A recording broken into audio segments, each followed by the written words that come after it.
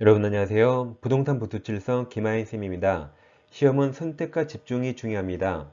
민법 시선집중 강의는 공유사 시험에 해마다 출제되는 민법 포인트 40을 집중 공략하는 강의입니다. 이 시간에는 민법 시선집중 제25강 1부를 진행하겠습니다. 25강은 1부, 2부 나누겠습니다.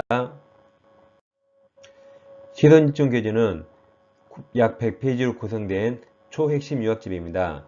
이걸 단기간에 여러 번 보시면 금방 민법에서 고득점할 수 있습니다. 이 시간에는 포인트 25번 제1부 저당권편을 공부하겠습니다. 여러분들 먼저 두 문제 풀어보겠습니다. 1번 문제 지금 풀어보세요.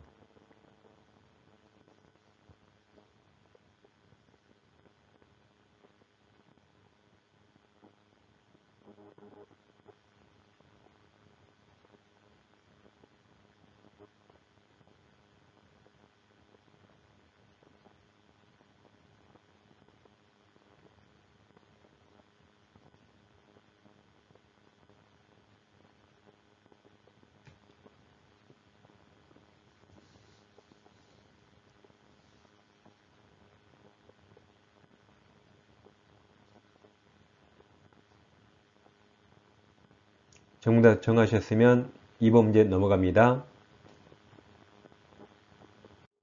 2번도 지금 풀어봅니다.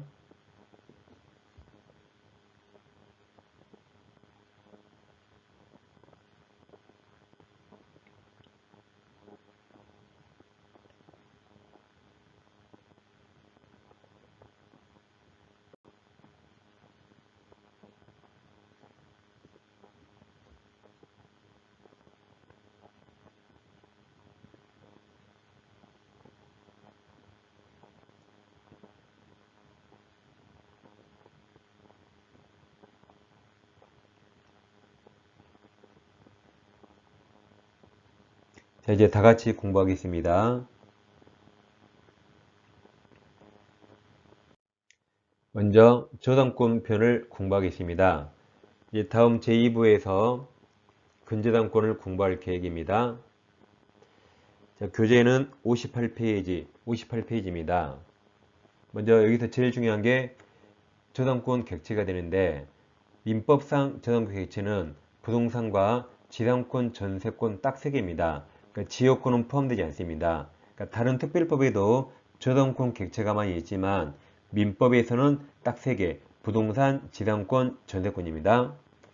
그럼 유치권과 비교하면 지난 시간에 공부한 유치권은 점유한 권리인데 저당권은 목적물을 점유하지 않습니다. 이 점유하지 않는 성질에서 아주 중요한 결론 3가지가 나오는데, 먼저 저당권이라는 권리는 취득 시효할 수 없습니다. 취득 시효는 20년 점유해야 되거든요.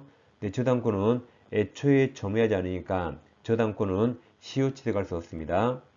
다음, 점유하지 않기 때문에 물권적 청구권에서 물권적 반환 청구권이 준용되지 않습니다. 인정되지 않습니다. 다음, 점유하지 않으니까 저당권 효력은 과실의 원칙, 저당권 효력이 미치지 않습니다. 단 예외적으로 압류 후에 저당권 효력이 과실에도 미칠 수 있습니다. 과실의 대표적인 예가 차임채권, 법정과실이죠. 이 압류 후는 미칠 수 있습니다. 먼저 양괄호 1번 제3취득자가 기본적으로 시험에 잘 나옵니다. 자, 그럼 제3취득자는 채무자일까요? 아닐까요? 채무자 아니죠. 왜 아니죠? 채무자라고 안 써 있어요. 채무자는 채무자 딱 3글자입니다. 글자 수가 다르죠? 그럼 제3취득자는 누구냐면 부동산에 저당권 있는데 이후 소유권 취득하거나 또는 지상권, 전세권, 임차권 등 용의권 취득한 자를 말합니다. 이 사람들은 부동산을 점유하고 있다가 저당권이 경매가 실행되면 다 쫓겨날 불쌍한 사람들이죠. 갑자기 날벼락 떨어졌죠. 갑자기 쫓겨난 이 불쌍한 사람들을 제3취득자랍니다. 그 말의 후순위 저당권자는 목적물을 점유하지 않죠. 안 쫓겨납니다. 안 불쌍해서 얘는 제3취득자가 아닙니다. 먼저 저당권 밑에 용의권 취득한 자는 실생활이 많이 보입니다. 예를 들어 시가 5억짜리 갑부동산이 있는데 등기불구에 저당권이 있어요. 두 번째, 지상권, 전세권, 임차권 취득한 자 말입니다. 이 상태로 경매가 나오면 저당권 이하 다 소멸하죠. 이 지상권, 전세권, 임차권, 용의권자 다 경매에서 쫓겨나죠. 이 불가능한 사람들이 제3취득자입니다. 이 자가 누군지 금방 이해되시죠? 그럼 지워보겠습니다. 그 다음 두 번째 제3취득자는 저당권이 있는데 소유권 취득한 자입니다. 근데 시험은 이 사람이 훨씬 많이 나오는데 이 사람이 누군가 아마 실생활에 본 적 없을 거예요. 누군가 이해를 잘 해봅니다. 자, 저당권 있는데 세 번째 병이 소유권 취득했죠. 이자가 제3취득자입니다. 자, 그런데 시가 5억짜리 부동산에 저당권 채권이 3억 있죠. 우리가 병이라면 보통 어떻게 살까요? 병 내가 3억을 갚기로 하고 5억짜리 2억이 사겠죠. 그럼 이제 누가 3억 갚을 채무자죠? 갑이 아니죠. 병이 3억을 갚기로 하고 5억짜리 2억이 샀죠. 그럼 이제부터 병이 채무자입니다. 병이 채무자예요. 근데 아까 제3취득자는 채무자가 아니라면서요. 그러니까 이런 병은 제3취득자 아닙니다. 이런 병 본 적 많이 있죠. 우리도 이렇게 사잖아요. 이런 병은 제3취득자 아닙니다. 두 번째, 병은 돈 많아서 5억 다 주고 사는데 우리가 병이라면 내 5억에서 저 3억부터 갚아버리면서 5억이 사겠죠. 그럼 경매에 나와요, 안 나와요? 경매 안 나오죠. 그리고 이렇게 본 사람이 있죠. 따라서 이 병도 제3취득자가 아닙니다. 여기서 말한 제3취득자는 갑과 병이 태어나서 처음 봤을 텐데 갑이 사정을 해요. 제가 5억이 필요하니까 오늘 5억을 다 주시면 갑제가 1년 안에 저 3억을 갚아서 말소할 테니까 오늘 5억 다 달래요. 우리가 병이라면 태어나서 갑을 처음 봤는데 갑이 1년 안에 3억을 갚는다 그러니까 그거 믿고 5억 준 사람 있겠어요? 절대 없겠죠. 근데 가끔 그러게 주는 그 미친놈이 있고 그 미친놈이 이 제3취득자입니다. 그럼 여기서 누가 3억을 갚기로 했죠? 갑이 갚기로 했죠. 그러니까 갑이 여전히 채무자고 병은 채무자 아니죠. 이 병이 제3취득자입니다. 완전히 미쳤죠? 자, 그럼 이제 갑이 3억을 갚아야겠죠. 갚아요, 안 갚아요?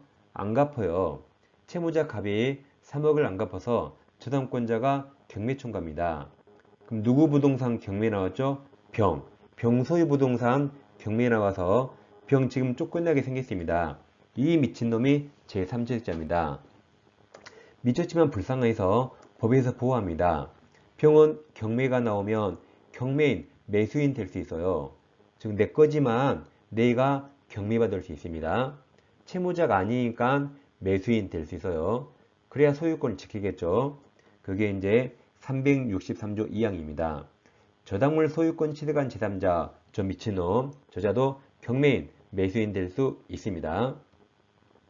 그 다음 자 병이 이럴 수 있죠. 지금 갑이 3억을 안 갚잖아요. 그럼 병이 갑의 3억을 대신 갚아요. 그리고 저당권 없애겠죠. 그리고 병이 갑에게 3억을 청구할 수 있겠죠. 이어서 보겠습니다. 이렇게 제3취득자는 갑의 채무를 대위변제하고 저당권 소멸시킬 수 있습니다. 364조가 있어요. 저당 부동산에 대해서 소유권이 아까 그 미친놈, 그 뒤가 용의권자, 지상권 또는 전세권 취득한 제3자, 여기까지가 제3취득자. 얘들은 저당권자에게 그 부동산으로 담보된 채권을 변제가 대위변제하고 저당권 소멸을 청구할 수 있습니다.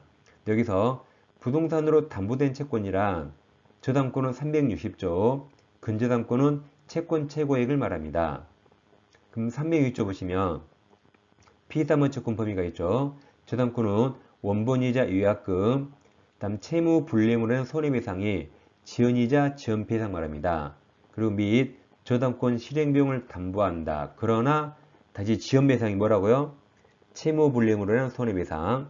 지연배상에 대해서는 원본 이행기일 경과한 후 1년분에 한해서 저당권을 행사할 수 있습니다. 예를 들어서 갑부동산에 저당권을이 있는데 갑이 지연이자 3년이나 발생해서요. 여기서 갑이 채무자이기 때문에 갑은 원금 3억과 지연이자 3년 전부를 다 변제해야 저당권 소멸 청구할 수 있습니다. 그런데 소유자가 병으로 바뀌어요. 그럼 병은 제3취득자고 채무자 아닙니다. 그럼 제3취득자는 원금 3억과 지연이자 3년 중에 1년만 변제하면 돼요. 320조에 지연이자 1년분 써있죠. 이렇게 제3취득자는 원금 3억과 지연이자 3년 전액이 아니라 1년만 변제하고도 저당권 소멸을 청구할 수 있습니다. 이게 제3취득자 대입변제 364조가 되겠습니다. 한편 근저당권이라면 우리에게 근저당권이 있죠. 갑의 채무가 3억 5천으로 확정됐어요. 그럼 채권 최고액 3억을 초과했네요. 그럼 갑은 채무자라 3억 5천 전액을 변제해야 근저당권 소멸 청구할 수 있지만 소유자가 병으로 바뀌어요. 병이 제3취득자 또는 만약에 이 부동산에 물상보증이 따로 있어요. 그럼 둘 다 채무자 아니죠. 글자 수가 달라요. 그럼 얘들은 3억 5천 중에서 최고액 3억만 변제하고 근저당권 소멸 청구할 수 있습니다. 이게 364조입니다. 근데 아까 상단에서 후순위 저당권자는 제3취득자 아니라 그랬죠? 따라서 후순위 근저당권자는 이 3억 5천 중에서 3억, 최고액 3억만 변제하고 근저당권 말소 청구할 권리가 없습니다. 이런 권리는 제3취득자에게 있습니다. 다음 세 번째, 이 제3취득자는 목적물의 필요비나 유익비를 들였다면 그 비용을 우선 상환 또는 우선 변제 받을 권리가 있습니다. 경매 피해당 1순위를 받습니다. 즉, 갑부동산에 저당권이 있는데 채무자가 갑이죠. 그럼 병은 제3취득자예요. 근데 이제 을이 경매 청구합니다. 그럼 병이 돈이 많으면 경매 받거나 또는 갑채무를 대입변제할 수 있어요.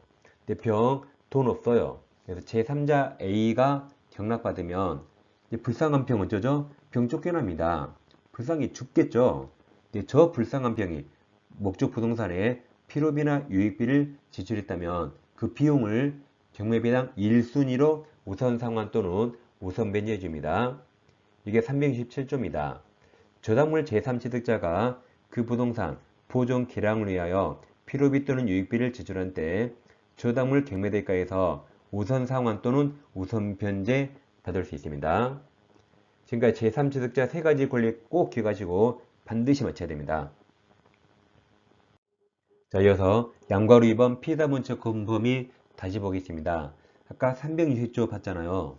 자, 그럼 저당권에는 360조가 있고 이게 원본 이자 유약금, 채무 불이행 손해배상, 경매 실행비용을 담보한다 그랬죠. 이 360조 외워보시면 자, 파란색 글씨 외워볼게요. 자, 파란색 원, 우리나라 넘버원이 대통령이에요. 2인자가 국무총리. 그 위에 예전에 최순실이 있었어요. 다시 넘버 1, 2 이후에 누가 있어요? 최순실이 있었다. 이렇게 외워주세요. 너무 크게 웃지 마세요. 옆에 사람 방해됩니다. 자, 그럼 이 원본이자 유약금은 등기해야 저당권은 담보되고 채무불이행 손해배상, 지연이자는 1년분이 하나입니다. 근데 실생활에 근저당권이 더 많거든요. 근저당권에는 채권 최고액이 있습니다. 만약에 채권 최고액이 3억이라 가정합니다. 그러면 원본이자 유약금 이걸 일일이 등기하지 않더라도 최고액 3억 속에 그냥 다 포함됩니다. 그러니까 저당권보다 근저당권이 훨씬 더 편리합니다. 다음 지연이자도 1년분을 초과한 것도 채권 최고액 속에 다 포함시킵니다. 근저당이 훨씬 유리합니다. 경매 실행비용은 채권 최고액에 포함시키지 않는 게 대법원 판례입니다. 이처럼 저당권보다 근저당권이 채권자 은행에게 훨씬 유리하니까 실생활에는 근저당권이 훨씬 많습니다. 그럼 이 360조와 채권 최고액은 제3자에게 적용돼요. 빚쟁이 채무자에게 적용되는 거 아닙니다. 다음 이들은 무슨 역할을 하냐면 경매에서 우선 변제 한도액을 정한 겁니다. 따라서 채무자의 책임 한도를 정하는 게 아닙니다. 이 공통점을 잘 기억하세요. 이어서 양가로 3번 저당권 효력 범위를 공부하겠습니다. 자, 358조가 있어요. 저당권 효력은 저당 부동산에 부합된 물건, 부합물, 종물에 종된 권리 포함시키죠. 여기 미칩니다. 미친다. 그러나 법률의 특별한 규정 또는 설정이 뭐죠? 설정이 정하다죠. 그럼 에어컨은 혼자 설정하죠. 근데 법에서 설정은 둘이 정해요. 그러니까 설정이 합의 약정 특약입니다. 그래서 설정이 합의 약정 특약에 다른 약정이 있으면 안 미친다 그래서요. 그러니까 원리는 미치는데 약정으로 안 미치게 정할 수 있죠.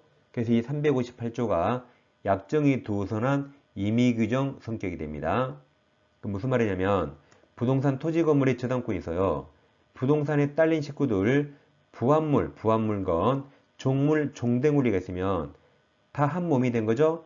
그럼 이 딸린 식구의 저당권이 다 미친답니다. 시간선을 따지 않아요. 저당권이 먼저 설정되고 부합물, 종대권리가 이후에 나와도 다 미칩니다. 예를 들어 내 몸이 원래 60kg일 때 저당권이 암 걸려서요. 저당권이 암세포예요. 암 걸리고 나서 20kg 쪘어요. 그래도 찐 살에 암세포 다 파고 들어옵니다. 이렇게 저당권 설정 전후 다 미칩니다. 설정 전후 다 미친다 시험이 잘 나와요. 예를 들어 보겠습니다.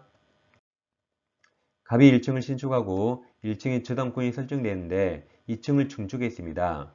근데 중축 부분이 독립성이 있다면 2층만 별도로 구분 등기할 수 있습니다. 그런데 증축 부분이 1층과 독립성 없어요.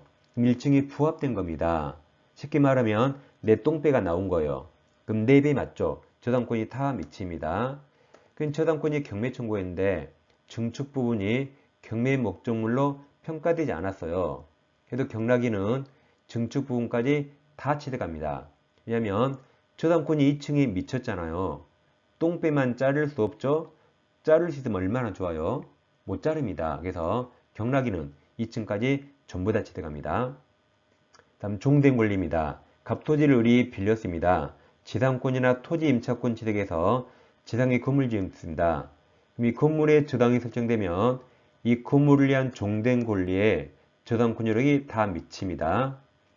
다음 집합 건물에서 전유 부분이 있으면 종된 권리 대지 사용권이 있어요. 전유 부분에 설정된 저당권은 종된 권리에도 다 미칩니다. 종된 권리가 시험에 제일 잘 나옵니다. 그 다음 토지 건물이 있는데 저당권이 토지에 있어요. 그럼 토지 저당권은 건물의 효력이 미칠까요? 안 미칠까요? 그럼 찍지 마시고 건물이 토지의 부합물입니까? 아니죠. 토지와 건물은 전혀 별개의 부동산이라 등기부도 따로 있어요. 그래서 미치지 않습니다. 여기서 양가로 4번 과실에 나옵니다. 자, 359조 저당권 효력은 저당 부동산에 대한 압류가 있은 후죠. 후 압류 이전 들려요. 이후 저당권 설정자가 그 부동산으로부터 수취한 과실 또는 수취할 수 있는 과실에 미친다. 과실의 대표적인 예가 법정 과실로서 차임채권입니다. 압류 후 미칩니다. 아까 처음에 보셨듯이 저당권은 목적물을 점유하지 않기 때문에 과실의 효력이 원칙 미치지 않습니다. 네, 예외적으로 압류 후부터 미칩니다. 대표적으로 차임채권을 미치는 거죠. 이어서 양가로 5번은 물권적 반환 청구 없답니다. 다음 이어서 양가로 6번 저당권과 용익관계가 있는데 자, 대항력과 우선변제권은 완전히 다릅니다. 대항력이란 소유자가 바뀌었을 때 신소유자, 즉 매수인, 경락인 등 제3자에게 주장하는 권리입니다. 그러니까 대항력은 소유자만 바뀌면 나와요. 매매, 증여, 경매 다 나옵니다. 판매 우선변제권은 경매에서 돈 받는 순서입니다. 그러니까 우선변제권은 경매에서만 나와요. 대항력은 매매, 증여, 경매 등 다 나온 겁니다. 이 시간에 대항력을 공부하겠습니다. 그럼 대항력은 물권 후 원칙 인정되고 채권 후 원칙 인정되지 않습니다. 대항력 갖출 시기가 있는데 소유권 변동 원인을 매매 등 법률행위와 경매로 나눕니다. 그럼 매매로 소유자 바뀌면 저당권을 보지 않습니다. 저당권이 있든 없든 신경 쓰지 않고 양수인, 즉 매수인 등기보다 대항력이 더 빨랐는가 보는 겁니다. 한편 경매로 소유자 바뀌면 이때 저당권을 뭐죠?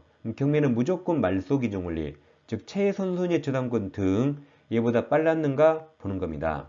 이처럼 판단 기준이 서로 다릅니다. 이 시간에는 경매편을 공부하겠습니다. 경매로 소유자 바뀌면 최선순위 저당권 등 말소 기준 권리보다 대항력이 빠르는가 보는 겁니다. 예를 들어서 경락인이 경락받죠. 그럼 부동산에서 경락인이 인수하는 권리가 있고 경락인이 인수하지 않는, 즉 소멸 소재된 권리가 있습니다. 이걸 결정한 게 말소 기준 권리고, 이 말소 기준 권리는 무조건 외우셔야 돼요.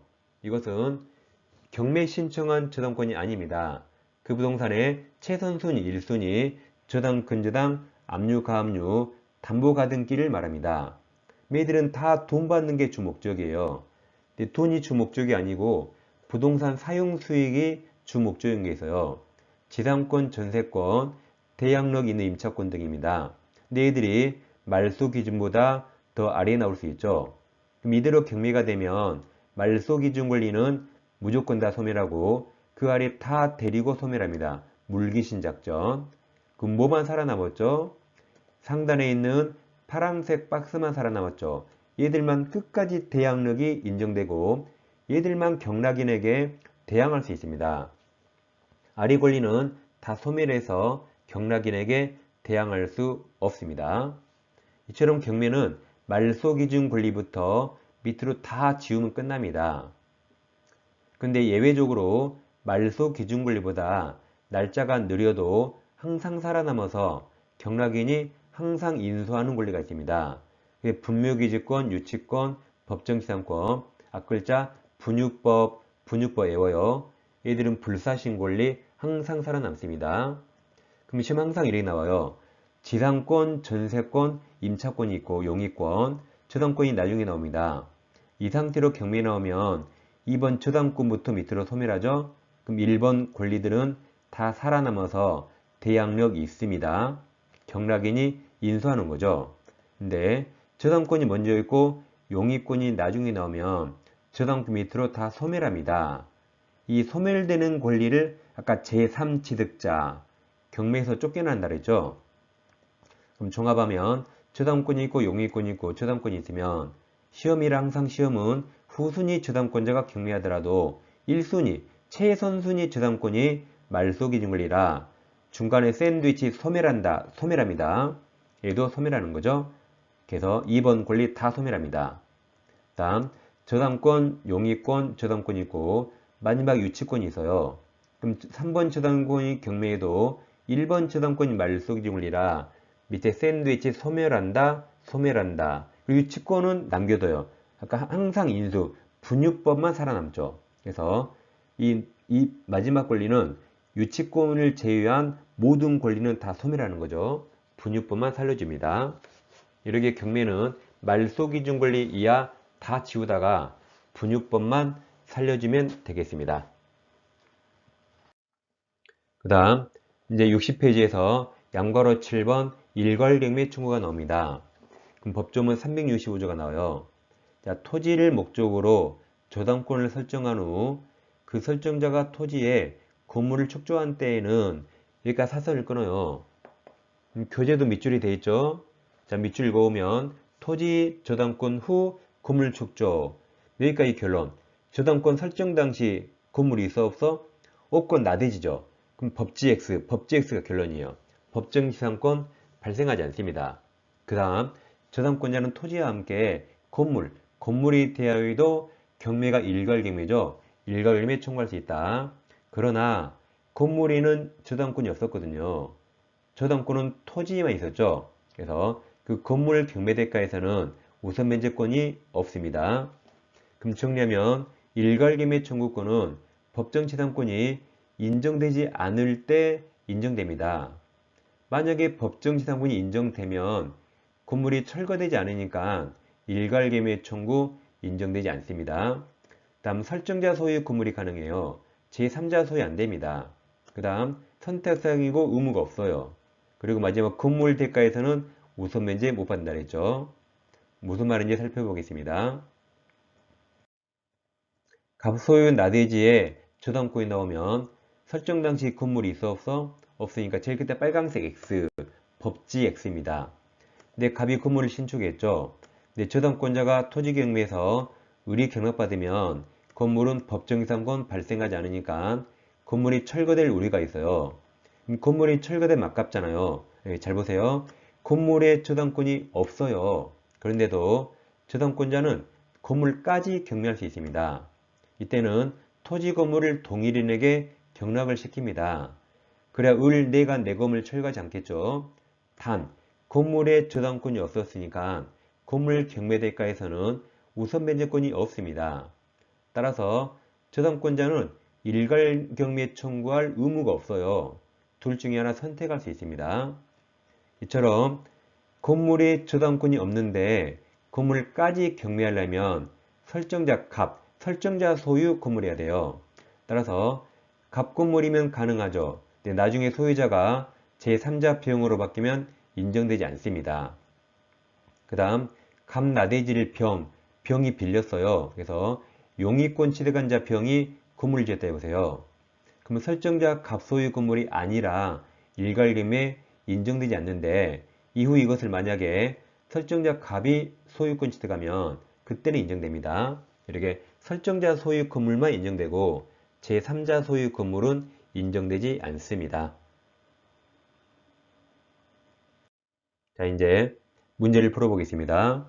1번 갑은 을소유 X토지죠. 을소유 X토지에 저당권을 취득하였다. 갑이 저당권자입니다. 다음 X토지에 Y건물이 존재할 때 저당권자 갑이 X토지와 Y건물에 대해서 일괄경매를 청구할 수 있는 경우를 모두 그런 겁니다. 그럼 토지가 누구 소유죠? 을소유. 그럼 건물도 누구 소유해야 돼요? 을소유. 설정자 을소유야 가능합니다. 그리고 대전제로서 법정지상권은 발생하지 않아야 됩니다. 기억. 갑이 저당권을 취득하기 전이네요. 이미 토지 외에 을의 Y건물이 존재합니다. 그럼 건물은 을소유지만 저당권 취득하기 전에 이미 건물이 존재했죠. 그럼 이때는 법정지상권이 발생합니다. 따라서 건물이 철거되지 않으니까 이때는 일괄경매 청구가 인정되지 않습니다. 기억 틀렸습니다. 그러니까 니은, 디귿은 둘 다 갑이 저당권 취득한 후죠. 후입니다. 그럼 니은, 갑이 저당 취득한 후 을이 X토지에 Y건물을 축조하고 소유합니다. 그럼 설정자 을 소유라 니은은 정답입니다. 디귿, 갑이 저당 취득한 후 제3자 평, 용의권자 평이 X토지에 지상권, 용의권을 취득하여 Y건물을 축조하고 지금까지 인정되지 않는데 그 뒤에 을이 결국 건물 소유권 취득했네요. 그럼 인정돼서 정답은 4번입니다. 이번 저당권 효력에 미치는 목적물 범위 설명 틀린 겁니다. 1번 당사자는 설정계약으로 즉 합의로 저당권 효력이 종물에 미치지 않는 것을 정할 수 있죠. 아까 358조 임의규정이라 반대특약 가능했습니다. 2번 저당권의 목적 토지가 공익사업을 위한 토지 등 취득 및 보상에 관한 법률에 따라 협의 취득은 지난 시간에 했죠. 두 글자로 매매된 경우 저당권은 그 보상금이 매매대금이죠. 청구권에 대해서 물상대위권 행사할 수 없습니다. 물상대위는 멸실, 훼손, 공영징수에 가능해요. 매매는 X입니다. 3번 건물 소유를 목적으로 토지를 임차한 자가 그 토지에 소유하는 건물의 저당권을 설정한 경우 건물 소유를 목적으로 한 다음 토지 임차권이 종된 권리죠. 그럼 종된 권리에도 저당 권유력이 미친답니다. 4번 저당 목적물 변형물인 금전에 대해서 이미 제3자가 압류한 경우 저당권자 물상대 행사할 수 있다고 이것도 지난 시간에 공부했죠. 압류는 누가 해도 상관없습니다. 가능합니다. 정답은 4번입니다. 5번 저당 부동산에 대한 압류 이후 맞아요. 이후 저당 설정자의 저당 부동산에 관한 차임채권이 과실에는 압류 이후라 미치는 거죠. 정답은 4번입니다. 자, 다음 시간 2부에는 근저당권을 공부하겠습니다. 감사합니다.